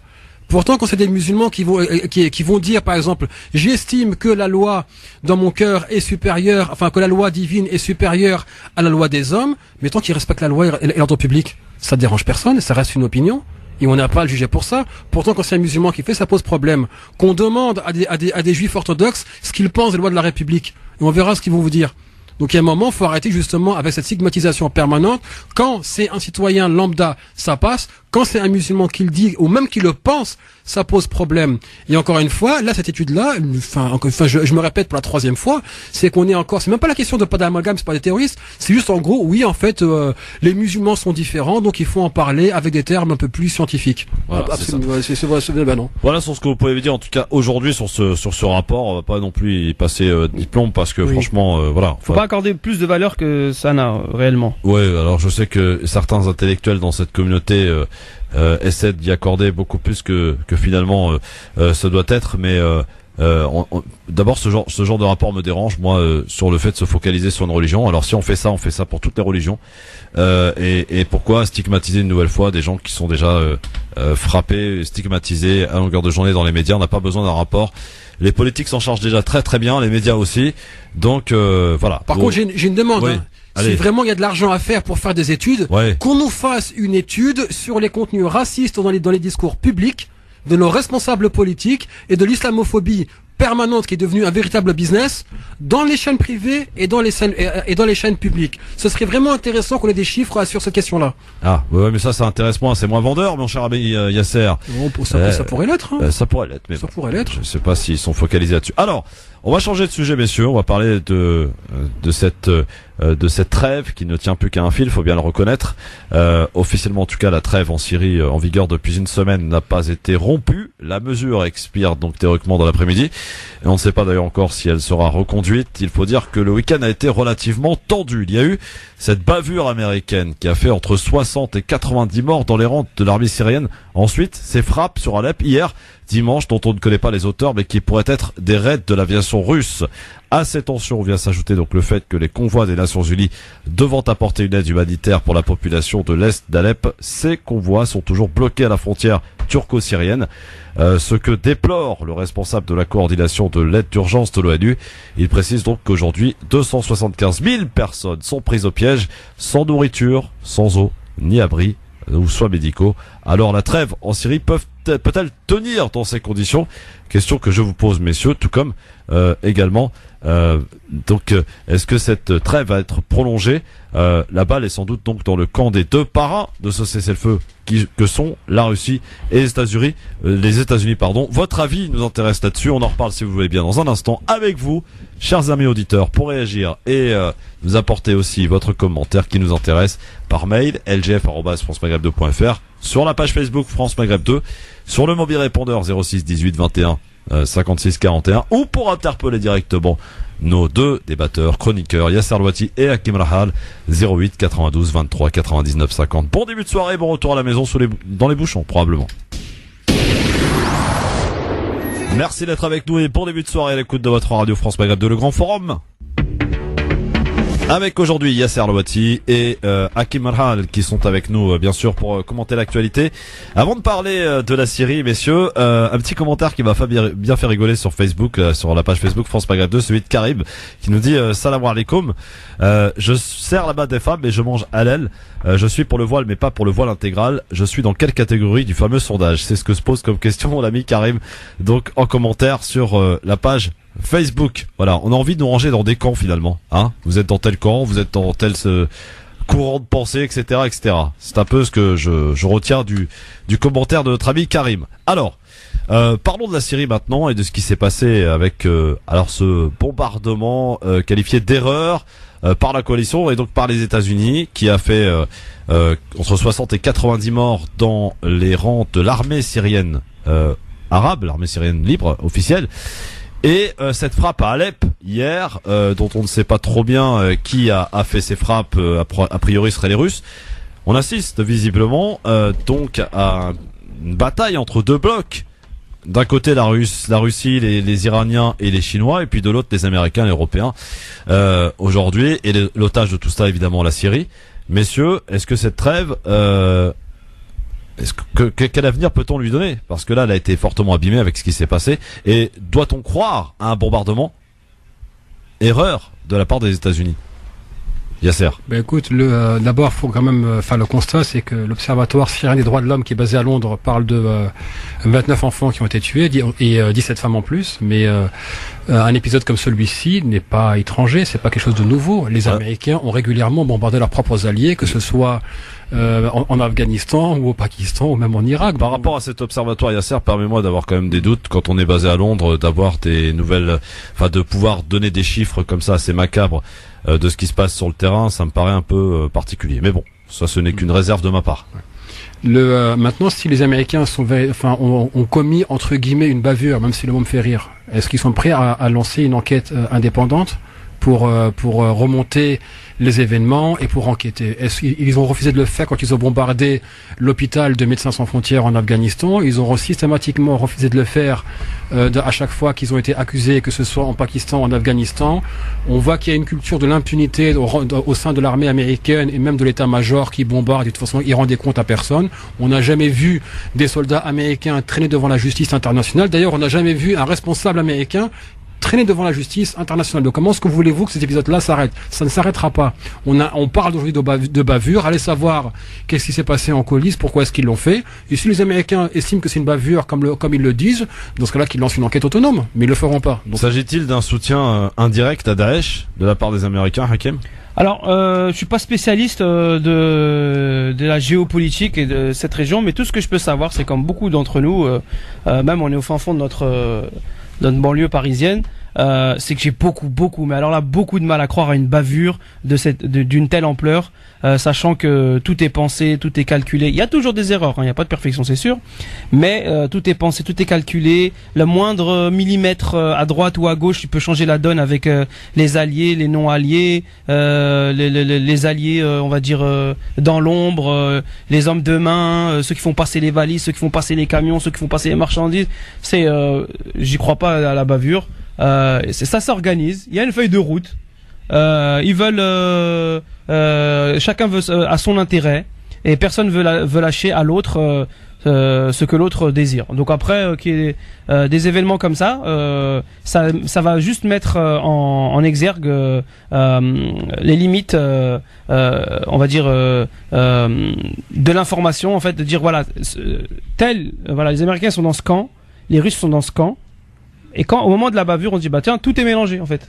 Ouais. Tu vois, tout est. Qu'est-ce qui se passe? Tu vois? Et on veut nous faire croire une bavure à la fin. Non, moi j'y crois pas du tout. Alors j'ajoute que des avions turcs ont frappé hier des positions du groupe Daesh dans le nord de la Syrie. 3 cibles de Daesh ont été visées. La Turquie poursuit ainsi son opération bouclier de Frat contre Daesh et contre les milices kurdes également. Ankara souhaite d'ailleurs étendre vers le sud sa zone de contrôle en Syrie, notamment vers Al-Bab. C'est ce que déclare aujourd'hui le président Erdogan. Le rôle de la Turquie aussi dans ce conflit syrien, Yasser. Pardon ? Le rôle de la Turquie dans ce conflit syrien. C'est toujours la question majeure du conflit, c'est que de quel côté est-ce qu'on place la Turquie? Est-ce qu'on la place du côté des alliés ou est-ce qu'on la place comme un acteur autonome du conflit quand on sait qu'elle a avancé sur les positions du PKK, enfin plutôt du YPG, etc. Encore une fois, pour moi, ça reste la variable qui n'est pas prévisible. La question turque, parce qu'on sait très bien que le pays est déjà menacé il reste sous tension à l'intérieur suite au coup d'État manqué. On sait très bien que la Turquie n'a pas véritablement été soutenue lorsqu'elle a été bombardée à plusieurs reprises par les groupes terroristes. On voit que la Turquie maintenant est en train de changer son fusil d'épaule et que c'est rapproché de la Russie et que maintenant elle est en train elle s'est engagée dans une désescalade vis-à-vis de la Syrie. Franchement, pour moi, c'est vraiment la question à laquelle on peut pas répondre. Hakim, t'as une petite idée concernant dans ce conflit syrien? Donc, déjà aborder la Turquie et se permettre de juger juger la Turquie, on ne peut pas se faire sans étudier la position géographique de la Turquie. Ouais. La Turquie, elle est à cheval entre l'Europe, l'Asie, l'Afrique, le Moyen-Orient. Elle a une position très très particulière. Donc, est-ce que cette position particulière fait que la Turquie, elle peut sembler faire un jeu trouble? Moi, tout ce que pas trouble. Non, mais c'est qu'encore une fois, on peut pas prévoir à l'avance ce qu'elle va faire, puisqu'elle est déjà menacée de l'intérieur et de l'extérieur sur les frontières. Oui, on peut c'est-à-dire, on va dire que les agissements et les positions de la Turquie, ils ne peuvent être que la conséquence de leur position géographique. C'est ça que je cherche à dire. C'est-à-dire, voilà, la Turquie, elle se trouve là où elle est en pleine liaison du conflit. C'est-à-dire, elle est à l'intérieur. Et que personne n'a intérêt à ce que la Turquie soit embourbée. Surtout pas. Il faut pas. La question du terrorisme, de la crise des réfugiés, ou la question syrienne. Jamais. Il y a eu une tentative, on s'en souvient. Ouais, bon, après, l'escalade, peut-être que c'était un coup d'épée dans l'eau, ou c'était... Ouais. Il y a différentes théories là-dessus, mais en tous les cas, la Turquie, elle doit être maintenue stable, à la fois pour les intérêts américains et à la fois pour les intérêts russes.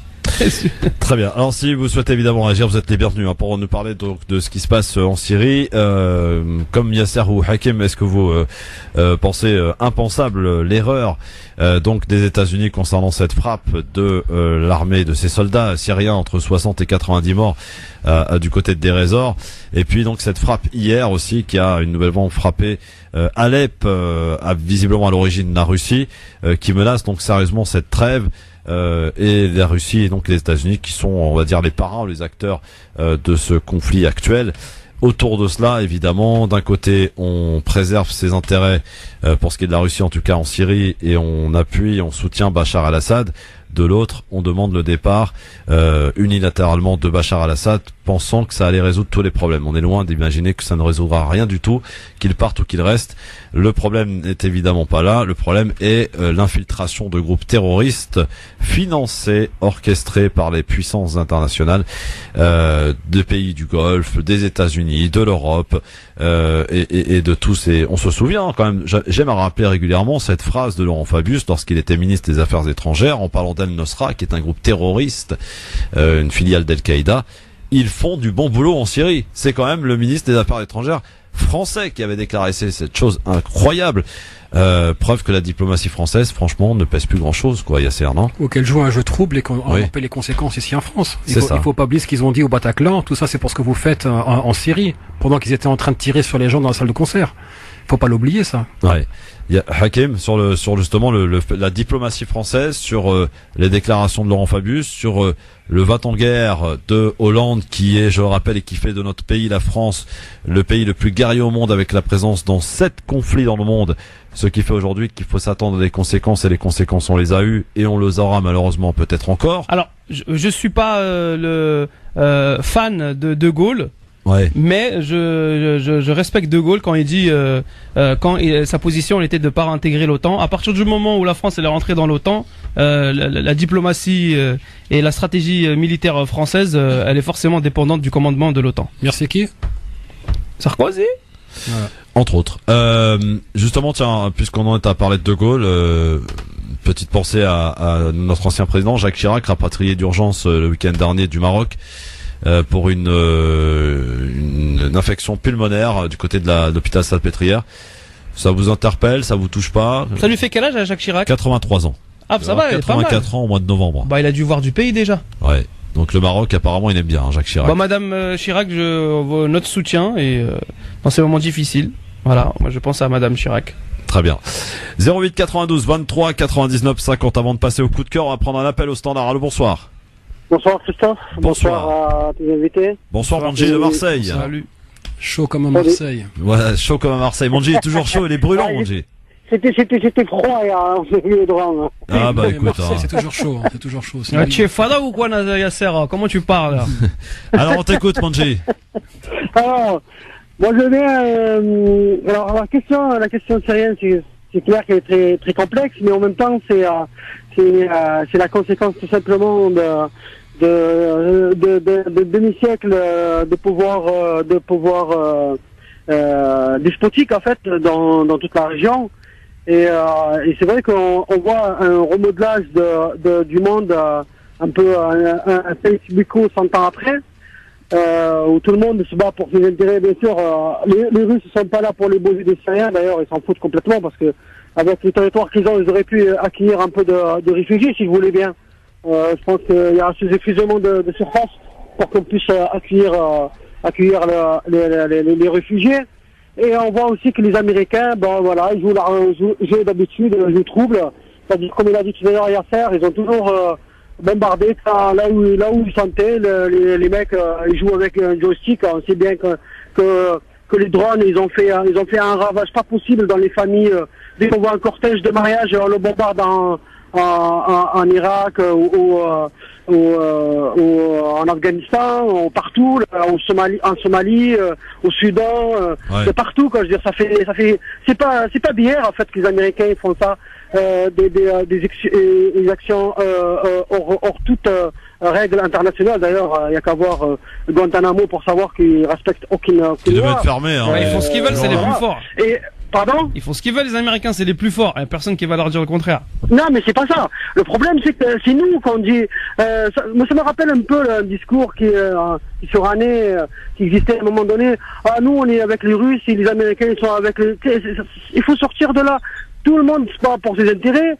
La Turquie, on l'a amené, en fait, à la question kurde, donc c'est bien que c'est le cheval de Troie de la zone. Personne ne pleure pour les Kurdes, parce que les Kurdes, on leur a promis pendant 5 bifos de partager l'Empire ottoman, qu'on leur donnait un État, on les a dispersés sur 4 États. Et maintenant, on revient encore, on a utilisé les Kurdes pour partager l'Irak. Vous vous rappelez quand même, avant la chute de Saddam Hussein, on a créé le Kurdistan irakien, c'est-à-dire on a commencé par une zone d'exclusion aérienne au nord de l'Irak. Et voilà, on s'en sert, en fait, on a amené les Kurdes aux portes de la Turquie avec cette histoire de Kobané, une histoire vraiment rocambolesque qu'on peut voir que dans les films, c'est-à-dire c'est un siège qui, comme par hasard, lorsqu'on a forcé la main à la Turquie d'intégrer la coalition, comme par hasard, on a pu casser le siège de Kobané. Ça a été fait par... Et quand vous parlez de terrorisme, moi je veux bien qu'on soit, vous savez, les militants de la cause algérienne, c'est des terroristes. Jean Moulin était terroriste. Il faut prendre des pincettes avec ces termes-là, parce que tout simplement, ce qu'on a fait, c'est qu'il y a des trébuchénites qui ont été massacrés par les chiites à la chute de Saddam Hussein, qui sont alliés avec ce qu'ils pouvaient, tout simplement.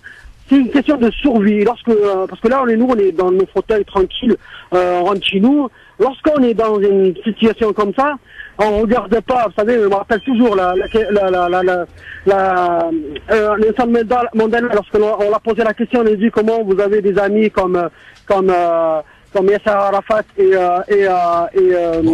comment ça s'appelle, je finis là-dessus. Ouais, on va se dépêcher, mon ami. Fidel Castro, et il a dit, ces gens-là, ils étaient avec nous quand j'en avais besoin. C'est-à-dire, on choisit les amis qui nous ont soutenus pendant qu'on avait besoin, tout simplement. Bon, merci, Monji. Il faut arrêter de dire, tel c'est un terroriste, tel c'est un terroriste. On n'est pas sur le terrain, on ne sait pas ce qui se passe.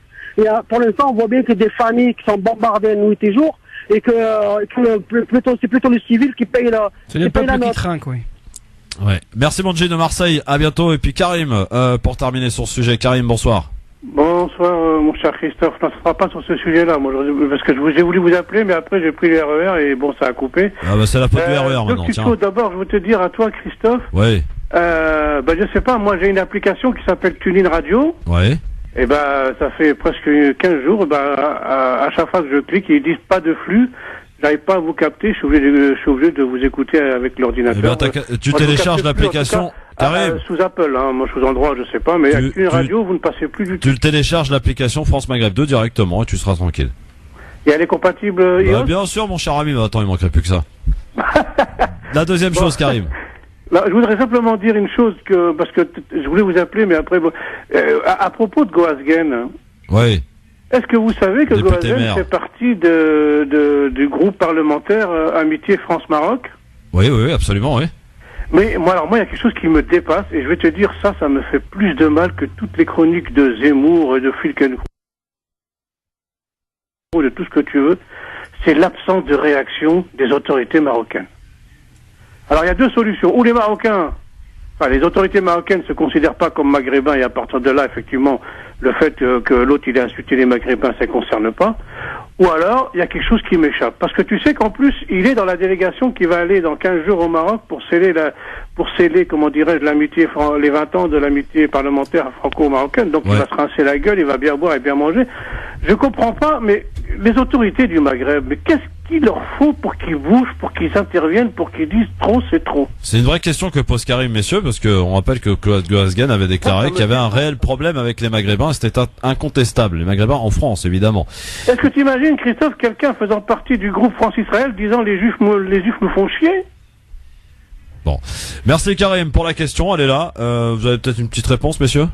C'est pas aux autorités marocaines de réagir, c'est aux autorités françaises. On parle de citoyens français ou de résidents français, donc on parle, c'est un élu français sur le territoire français qui répond à la justice française. On voit que la justice française ne fait pas son travail sur le discours de haine. Il faut se rappeler du mécanisme qui fait que les actes racistes augmentent. On a un discours raciste qui est normalisé, ce qui ensuite pousse à l'acte. Les actes eux-mêmes ne sont pas réprimés par la justice et donc on recommence parce qu'il y a un sentiment d'impunité. Lorsque Gouazgen a disait qu'on se droguait dans les mosquées, je sais plus quoi, il y avait encore une dinguerie pareille, il n'a pas été repris et ça a été accepté, c'est passé comme une lettre à la poste. Ouais. D'ailleurs, ce qui m'a fait rire, c'est qu'on avait, comment il s'appelle, Laurent Bouvet et Juliette Lavreul qui disaient « Ah bon, il est revenu sur ses propos, dont acte ». Et il y en a un qui a répondu, dans ce cas-là, Alain Soral va dire « Je retire un tweet antisémite » et dans ce cas-là, dont acte et on passe à autre chose. Donc on voit bien que non, on se moque littéralement du monde et, je veux dire, et que fait la justice française, que fait le parquet? Absolument rien. Mais par contre, je suis d'accord sur le fait que on se moque véritablement du monde quand on a Claude Gouazgen qui s'avère être dans la délégation ou l'amitié France-Maroc. Mais ça, c'est une constante. On méprise les citoyens, voilà, d'origine tunisienne, algérienne, marocaine ici en France, mais on rampe pour être invité dans des villas, être transporté dans les jets privés comme Michel Alliot-Marie, etc. Pour anecdote que je ressors régulièrement, 15 secondes. La maire d'Atis-Mons, Christine Rodier, qui appartient au groupe, au parti Les Républicains, a dit texto à ses administrés à Atis-Mons lorsqu'ils ont voulu d'une mosquée qui soit construite par la communauté musulmane locale et gérée par la communauté musulmane locale sans ingérence des consulats étrangers, et je cite, Madame Rodier peut me poursuivre en justice si elle le veut, je préfère que la mosquée soit gérée par le consulat marocain, comme ça je serai invité gratuitement là-bas. D'ailleurs, ma fille a été invitée au mariage d'un ministre. Ah ouais. Hakim. Moi, l'auditeur, je voudrais simplement parce que j'ai compris qu'en fait il parlait au niveau, est-ce que c'est des Maghrébins ou pas, comment ils ressentent les choses. Alors, je tiens juste à souligner de pas sous-estimer l'intelligence du Makhzen marocain. Allez, soyez rassurés. Ça doit bouger au Maroc, ils savent ce qu'ils font. Allez, on va passer maintenant au coup de cœur, tiens. France Maghreb 2, le coup de cœur. Les coups de cœur, celui de Hakim Ral qui est avec nous aujourd'hui, ainsi que celui de Yasser Louati justement. C'est celui de Yasser qu'on va écouter, il va parler d'une femme. D'une femme, alors... J'ai parlé des femmes militantes qui sont actrices sur le terrain, qui se dévouent et qui donnent de leur temps, de leur argent, de leur talent, de leurs compétences, etc. Mais j'aimerais surtout parler d'une femme aujourd'hui qui est celle qui partage ma vie.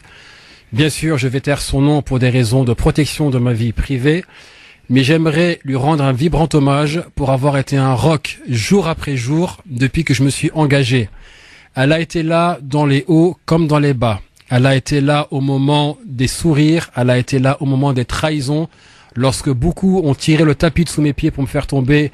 Elle était là lorsque il y a eu une période de doute et de flou, de flottement. Elle était là, non seulement par sa présence physique, mais son soutien moral. Elle a su trouver les mots, non seulement pour asseoir ce travail et confirmer son existence et l'ancrer plus profondément, mais surtout pour ce travail-là ne s'arrête pas. On dit toujours... derrière chaque homme, enfin bon, j'ai pas envie de dire derrière chaque grand homme parce que j'en ai aucunement la prétention, mais on dit souvent que lorsqu'une personne publique, un homme est en avant, il y a derrière lui une femme. Je tiens surtout à dire qu'aujourd'hui, j'ai à côté de moi et parfois même devant moi une femme remarquable. Merci pour ton courage, merci pour ta présence et surtout que celui qui veut se marier n'oublie pas de marier une femme qui lui rappelle un rôle actif dans la vie de tous les jours. Je sais plus qui disait, trouve un travail que tu aimes et tu ne travailleras plus jamais. Trouve une femme qui te soutienne et tu ne t'inquiéteras plus jamais. Yasser, là, Madame Louati, à mon avis, je sais pas si vous avez quelque chose à lui demander, Yasser, mais moi au début je croyais que c'était sa maman, bon, hein. Mais après j'ai compris que c'était sa femme. Eh ouais, Yasser, félicitations, bravo, hein, franchement. J'espère que Madame écoute au moins. J'ai envoyé un message à Madame Louati, je pense que Yasser a quelque chose à vous demander, hein, je ne sais pas. Bon, on va parler non pas de femmes, mais de toute autre chose avec Hakim pour son coup de cœur. Oui, donc tu lances... on t'écoute, mon ami. D'accord, alors là c'est du lourd, c'est... je sais pas si... Bon... On peut pas construire une statue à son effigie, mais l'homme de la situation, Idriss Aberkan, Donc c'est un docteur, un chercheur, un biologiste, un professeur, un entrepreneur, un visionnaire, un consultant, 3 doctorats, professeur à l'école centrale à Paris, il est chercheur à Polytechnique, il travaille à l'université de Stanford aussi aux États-Unis, du lourd, voilà. Donc ce franco-maghrébin d'une banlieue parisienne, du Val-de-Marne, d'une 30aine d'années, il est tout simplement exceptionnel. Et, il va à la question genre est-ce qu'on est issu de la colonisation ou de l'immigration, lui il dépasse ces questions et il est dans le futur, il propose et il expose le monde aujourd'hui et sa vision de demain, et il donne des vraies alternatives. Et tout le monde, immigré, pas immigré, musulman, pas musulman, tout le monde est derrière lui, tout le monde l'encourage et tout le monde est OK avec son discours. Eh ben on va l'écouter, tout à fait, c'est parti. La religion n'est jamais le pourquoi d'une guerre, elle est le comment. Si vous voulez recruter des paysans au fin fond de l'Auvergne pour aller se battre à Jérusalem, qu'est-ce que vous allez leur dire ? Allons à Jérusalem pour sécuriser la route de la soie. Ils s'en foutent de ça. La route de la soie, c'est pas pour ça qu'ils vont se faire tuer. Allons à Jérusalem pour bouter l'infidèle. Ah oui, là j'y vais, pas de problème. Et j'en veux pour preuve que les 5 guerres les plus meurtrières de l'histoire de l'humanité n'ont pas été des guerres de religion. La Première Guerre mondiale, la Deuxième Guerre mondiale, la guerre froide, les guerres napoléoniennes et la guerre de 7 ans. Aucune religion dans celle-là. Quand vous n'avez pas le fanatisme pour recruter, bah vous inventez le nationalisme, il n'y a pas de problème. Hein, ça, le nationalisme, c'est un autre fanatisme religieux, même s'il a toutes les caractéristiques d'un fanatisme par ailleurs. La religion n'a pas le monopole du fanatisme, c'est juste ça que je voulais dire. Et donc en fait, la colonne vertébrale de toutes les guerres dans le monde, ça a été la route de la soie. C'est-à-dire que toutes les guerres n'ont pas été liées à cette route de la soie, mais la route de la soie, elle capture 80% des conflits depuis que l'humanité est civilisée. Voilà, 80% de tous les conflits. Et c'est en géopolitique, c'est cours de première année de géopolitique, ça commence par là, quoi. La route de la soie est la colonne vertébrale de tous les conflits. Enfin, pas de tous, mais de 80% des conflits, à tel point qu'encore aujourd'hui, vous prenez la mer Caspienne et vous faites un cercle de 1000 km de rayon et vous avez 90% des conflits dans le monde. Sauf que la route de la soie, bah, entre-temps, c'est devenu la route des hydrocarbures. C'est tout. C'est la seule chose qui a changé, hein, depuis Alexandre le Grand jusqu'à aujourd'hui. Et la raison pour laquelle on se bat, c'est la même. Des gisements de gaz naturel, de pétrole, des accès aux ports, etc. Bon, et puis après, pour recruter des gens, évidemment, on va pas leur dire ça, mais c'est ça, la tendance suicidaire de l'humanité, quoi. Continuer à se battre alors que le problème n'est pas les ressources naturelles. Our future. Eh ben écoutez, je pense qu'il a tout dit, hein. Il a tout dit. Donc ça c'était juste un extrait de son travail. Donc lui il est défenseur c'est un pacifiste. Il a même un concept, c'est de monter un complexe pacifico militaire. Il développe un peu la pensée autour de l'économie de la connaissance. Et puis son travail aussi qu'il expose, c'est vous pouvez le voir sur internet sur son site idrissaberkane.org, c'est d'expliquer que la guerre, donc dans l'extrait qu'on vient d'entendre, c'est l'objectif, la recherche de l'énergie, donc c'est de la matière première, or que cette matière première elle est finie, et lui il explique clairement qu'il faut aller vers des matières qui sont infinies, à savoir la connaissance. Je vous invite vraiment à vous intéresser à ce personnage, à cet homme, à ce jeune homme d'une 30aine d'années, un franco-maghrébin, voilà, il est apparu sur les plateaux télé il y a quelques temps, mais il est exceptionnel, Idriss Aberkane. Est-ce que Yasser Louati le connaît? Non. Bon, c'est pas, il va le connaître. Aujourd'hui, c'est bon, il le connaît. Avec plaisir. D'ailleurs, faut peut-être le faire intervenir. Il est exceptionnel. Il est exceptionnel. Voilà, il est exceptionnel. Exceptionnel. Bon, eh bien, écoutez, à découvrir. Donc, merci pour cette. idrissaberkane.org, les auditeurs. Merci en tout cas, Hakim, pour nous avoir fait connaître donc les travaux de ce monsieur. Alors, pour finir, le dernier sujet avant de passer au j'aime ou j'aime pas sur France Maghreb 2, la cérémonie qui a lieu tous les ans depuis 1998, des associations de victimes françaises du terrorisme se réunissent dans les jardins de l'Hôtel National des Invalides à Paris. Le 19 septembre, date de l'attentat contre l'avion d'ETA en 1989. 170 morts dans l'explosion au-dessus du désert de cet appareil qui reliait Brazzaville à Paris. Mais ce matin, la République tout entière assistait à hommage national à toutes les victimes du terrorisme en présence de François Hollande, du Premier ministre ou encore de l'ancien chef de l'État, Nicolas Sarkozy. Et les familles des victimes des attaques meurtrières des 2 années écoulées étaient là. Ils ont écouté s'égrener un par un les noms de leurs proches tombés depuis un an.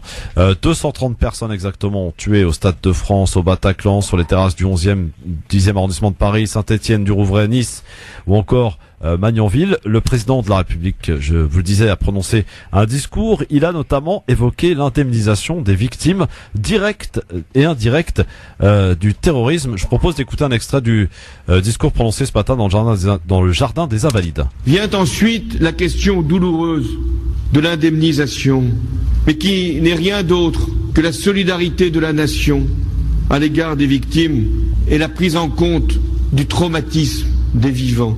C'est la mission, la compétence du Fonds de garantie des victimes des actes de terrorisme, créé il y a 30 ans, mais dont on voit bien qu'il ne peut plus rester en l'état. C'est pourquoi je l'annonce ici, le fonctionnement et les règles du Fonds de garantie seront réformés. Il y a aujourd'hui des milliers de personnes qui sont concernées, traumatisées, touchées à jamais par ce qu'elles ont vu, même si elles n'ont rien subi dans leur chair, mais dans leur mémoire hante encore le souvenir des attentats. Les ressources du fonds seront revues en conséquence et l'État s'en portera garant dans la durée. François Hollande, donc ce matin, il a beaucoup insisté aussi sur le rôle de l'État, justement face au terrorisme, et sur la reconnaissance aussi nécessaire qu'il doit apporter aux victimes des attentats. Discours jugé à la hauteur des attentes, Yasser Louati ? Absolument pas. Ça fait 2 ans qu'on subit des attaques à la chaîne quasiment tous les 3 mois et c'est vraiment des meurtres de masse. On n'a encore personne qui ait démis de ses fonctions au sein de l'État pour manquement à la sécurité nationale. Alors qu'à chaque fois, on a les mêmes refrains. Oui, c'était des personnes qui étaient déjà fichées. Oui, il y a eu des manquements, manque de coordination, etc., etc. Donc, on arrête de nous bassiner avec des célébrations pour nous faire taire et nous sortir et nous jouer la carte émotionnelle, alors que des responsabilités n'ont pas été établies jusqu'à maintenant ou que personne ne veut prendre ses responsabilités. Moi, ce que j'oublie pas, c'est que l'année dernière, on était partout en train de courir, en pleine période de perquisition et d'assignation à résidence à tout va des citoyens de confession musulmane. On a même eu l'adjoint du préfet en Eure-et-Loire, non, le directeur de cabinet d'Eure-et-Loire qui vous disait on ciblait ouvertement les musulmans pratiquants. Et donc on fait porter aux musulmans la responsabilité des attaques alors que eux-mêmes sont tués par ces groupes terroristes. Et aujourd'hui, on a un président qui nous fait un énième discours pour dire solidarité nationale. Comment ça se fait qu'il n'y a pas eu solidarité nationale plus tôt pour les proches des victimes qui sont encore traumatisées et qui ont été ignorées? Comment ça se fait qu'il n'y a pas eu solidarité nationale plus tôt pour indemniser les victimes proprement? Comment ça se fait qu'il y a la veuve de Michel Renaud de Charlie Hebdo qui accuse carrément la direction du fonds d'indemnisation de détournement de fonds? Il y a un moment, faut arrêter avec les célébrations, faut arrêter avec les concerts, faut arrêter de nous sortir la carte, on est ému et on se fait des câlins. On a besoin que des responsabilités soient prises et d'agir en amont pour éviter les attaques terroristes. Or, on voit bien que au sein même de l'État, toutes les recommandations du renseignement intérieur sur la question de la menace terroriste et la stratégie à adopter sont complètement ignorées au profit de manœuvres politiciennes à court terme. Et ceux qui payent, encore une fois, c'est vous et moi. Il y a un moment, faut arrêter. Hakim, tu partages l'avis de Yasser? Oui, je partage juste pour ajouter c'est vrai que le discours il est grave, il insiste beaucoup sur le fait de réparer, c'est-à-dire de soigner. Ouais. Or que la décision d'un responsable politique en charge des affaires d'un État, c'est pas toujours de soigner, mais c'est de prévenir. Exactement. Il n'y a pas assez de place. C'est-à-dire, il parle de fonds de garantie, il parle d'argent pour les victimes, mais le but, c'est qu'il n'y ait pas de victimes. Ouais. La question est posée en tout cas. Merci beaucoup Hakim et Yasser Louati. Hakim Rahal, dans un instant, le j'aime ou j'aime pas. France Maghreb 2, France Maghreb 2. Et c'est le grand forum, évidemment, sur France Maghreb 2, jusque 18h30, avec dans un instant le j'aime ou j'aime pas.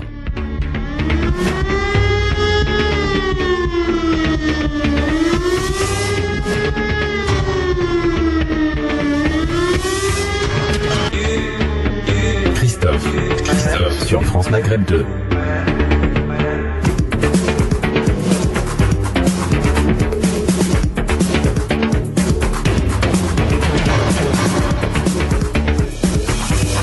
Allez messieurs, pour finir tranquillement cette émission, c'est le fameux j'aime ou j'aime pas sur France Maghreb 2. Avec des petites infos, donc faisant référence à notre fil d'actualité sur les réseaux sociaux, Facebook, Twitter. Alors j'ai des petites infos, on va pouvoir dire si on aime ou on n'aime pas.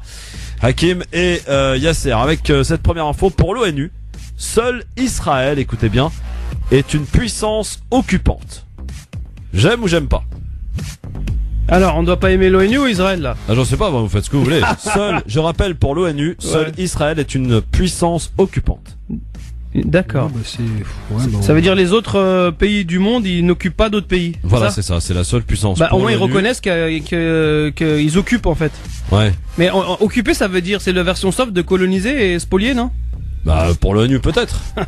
Donc t'aimes ou t'aimes pas? L'avis de l'ONU? Ouais, ils peuvent mieux faire, ouais. C'est pas, ouais. Yasser? Ouais, j'aime, et après on fait quoi? On laisse faire? Voilà. C'est ça, c'est un peu comme ça. La lune est ronde, ouais, d'accord. Le soleil ça brille et l'eau ça mouille. Voilà. L'ambassadeur britannique en Arabie Saoudite s'est converti à l'islam et a fait effectuer le Hajj. J'aime ou j'aime pas? Ah si c'est vrai, bien sûr qu'on aime, j'ai vu ça sur Facebook. Bah ouais, c'est un frère en plus quoi. Cela ne nous regarde pas. Ouais, c'est tout. C'est tout. Ah non, c'est pas n'importe qui, c'est un personnage important. Cela ne nous regarde pas. Cela ne regarde pas, Yasser. Mais voilà. Pour le quotidien El Massa, qui cite un rapport indiquant que de plus en plus de juifs d'origine marocaine se sont convertis à l'islam. J'aime ou j'aime pas? Ouais, c'est bien, non, j'aime bien. Pourquoi pas, ouais. Mais pourquoi d'origine marocaine? C'est un rapport qui parle des juifs d'origine marocaine. Ouais, d'accord. Donc c'est bien, ouais. Mon cher ami. S'ils sont heureux, ouais. Écoutez, c'est un choix personnel et si c'est quelque chose qu'ils ont fait qui les rend heureux, oui. Et surtout s'ils peuvent te transmettre la bonne parole auprès de leur famille plus élargie. Très bien. Alors, taxe d'entrée, là on parle de la Tunisie et de l'Algérie. Taxe d'entrée en Tunisie, l'Algérie a indiqué qu'elle appliquerait le principe de réciprocité. J'aime ou j'aime pas? Le principe de réciprocité de l'Algérie, ouais, j'aime bien. Ouais. C'est-à-dire qu'ils attaquent pas en fait, ils regardent en face d'eux, il y a quoi, et on fait la même chose que toi en fait. C'est-à-dire que la Tunisie a proposé une taxe, fait payer une taxe visiblement aux Algériens qui souhaitent aller en Tunisie, et donc l'Algérie de ce principe a dit, puisque vous faites ça, nous aussi on appliquera une taxe. C'est ce qu'a indiqué en tout cas le ministre des Affaires étrangères algérien. Mais je pense qu'ils ont plus à gagner les Tunisiens que les Algériens. Toutes les relations bilatérales sont basées sur le principe de réciprocité, donc si les Tunisiens veulent taxer les Algériens, enfin leurs voisins immédiats qui ont été un soutien pour le tourisme quand la Tunisie était attaquée par les terroristes. Absolument. Il faut le rappeler. Franchement, j'ai trouvé ça vraiment stupide de leur part. Maintenant, les Algériens sont en droit de... Stupide de la part des Tunisiens, Yasser? Mais bien sûr. Pas du tout. C'est les affaires, mon frère. Non, il y a plus d'Algériens qui viennent en Tunisie, on va gagner de l'argent. Non, mais c'est pas une question. Non, c'est pas. Je suis désolé. Veut dire, la Tunisie a plus intérêt à garder une frontière ouverte avec l'Algérie. Ils ont des liens historiques qui remontent à la guerre d'Algérie. On n'oublie pas que les maquisards algériens se cachaient en Tunisie pour aller attaquer les forces coloniales en Algérie occupée. Maintenant que la Tunisie, franchement, je connais pas l'argumentaire pour justifier cette taxe-là. Les Algériens sont en droit de taxer les Tunisiens quand ils viennent. La Tunisie, elle a besoin d'aide. Dans ce cas-là, qui taxe les puissances occidentales qui viennent les piller, tiens. Ouais, c'est ça. Allemagne, percée de la droite populiste en région ce week-end. Un nouveau revers pour Merkel. J'aime ou j'aime pas? J'aime pas du tout. Même. On peut pas aimer ça. Ouais. On peut pas aimer. François Hollande, le président français, au plus bas dans les sondages, écoutez, ce n'est pas une plaisanterie, a été élu homme d'État mondial. Ça s'est passé à New York, vous rigolez, par une fondation. En effet, on lui a remis donc ce prix au président français. Alors écoutez bien pourquoi. C'est pas une caméra cachée, Christophe? Non. Pour sauvegarde de la démocratie et des droits de l'homme. Voilà. J'aime ou j'aime pas? Non. D'abord, quelle est cette fondation? C'était une fondation new-yorkaise. Qui la finance? Qui la dirige? Quel est son agenda? Là, tu poses beaucoup trop de questions là. On te demande de j'aime ou j'aime pas, Yasser. Non, mais une fondation. C'est une caméra cachée. Une fondation qui vient me dire que François Hollande a préservé la démocratie après avoir voulu, après avoir perquisitionné 3500 personnes quasiment pour rien, qui a carrément voulu changer la constitution pour exclure des citoyens. Non, mais arrêtez, c'est une plaisanterie. Voilà. Donc tu n'aimes pas? Absolument pas. C'est pas consistant, c'est pas sérieux, c'est de la blague. Bon, très bien. Et bien voilà, c'était le j'aime ou j'aime pas qui se termine donc sur cette petite note d'humour. Quand même, le président le plus impopulaire de la 5e République se revoit remettre un prix pour le sauvegarde de la démocratie et des droits de l'homme en France. C'est une fondation new-yorkaise. Donc on va s'intéresser. Un coup d'accordéon derrière pour montrer que c'est une blague. C'est incroyable. Merci Yasser Louati, à très vite. On te retrouvera du côté de Varsovie la semaine prochaine pour un direct pour nous expliquer un petit peu de quoi il s'agit. Même pas Paris 20e. 20e mercredi. Soyez au rendez-vous les amis. Et Berlin le 29. Le mercredi c'est le 21, c'est à 18h30, c'est ça? Tu nous rappelles? L'espace Confluence à Paris 20e, 18h30. Et il y aura pas mal de personnalités évidemment pour parler de l'islamophobie. Il y aura Rokhaya Diallo, il y aura Pierre Thévagnan, il y aura Saïd Boumama, il y aura Nassira Ghanif et moi-même. Et toi-même, donc beaucoup à de ne pas monde. rater. Varsovie la semaine prochaine, et puis on te retrouvera aussi à Berlin, donc Sarwati reste avec nous. Et bien entendu à Kemrar, à la semaine prochaine. Merci Christophe, merci Yasser. Merci et demain, ce sont les deux plus jeunes de cette équipe qui seront là, Sabrina Artiste et Badr Belamine. Bonne soirée à tous.